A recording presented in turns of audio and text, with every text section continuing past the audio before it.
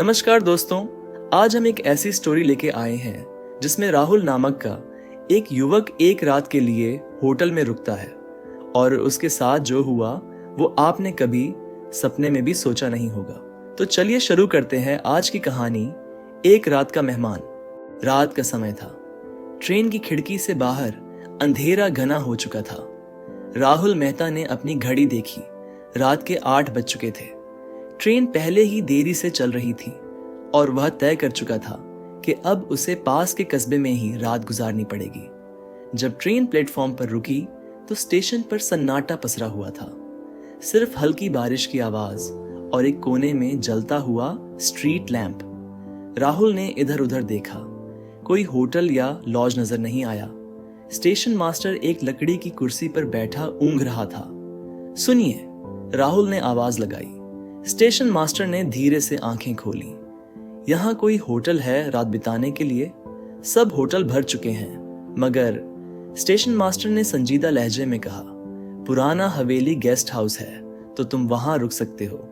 उसने एक हाथ से दिशा का इशारा कर दिया।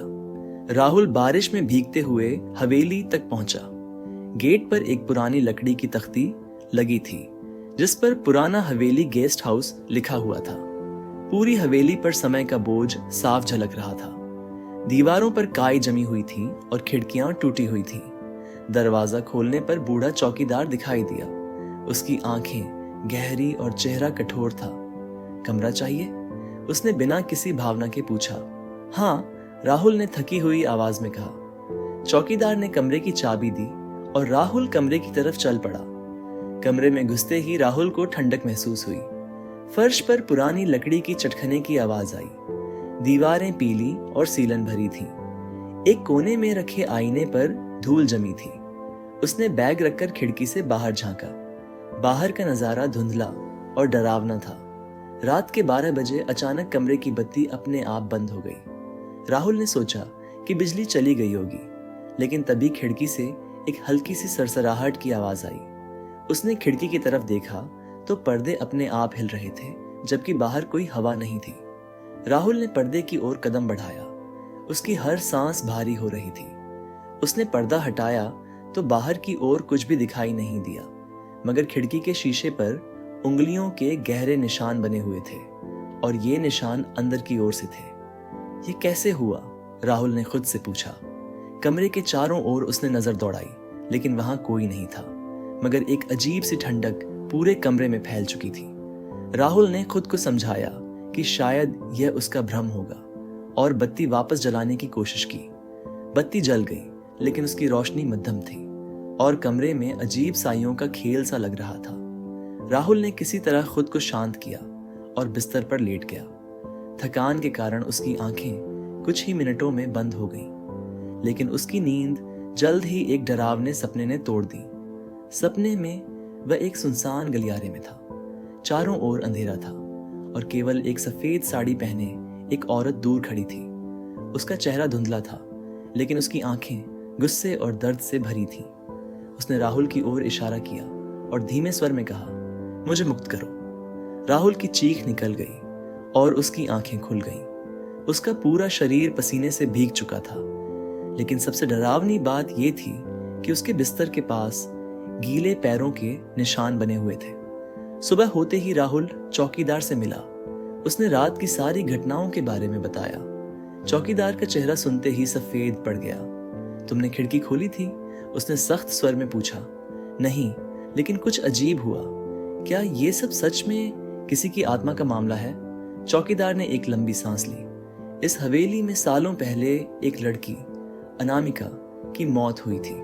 वो किसी से प्यार करती थी, मगर उसके प्रेमी ने उसे धोखा दिया।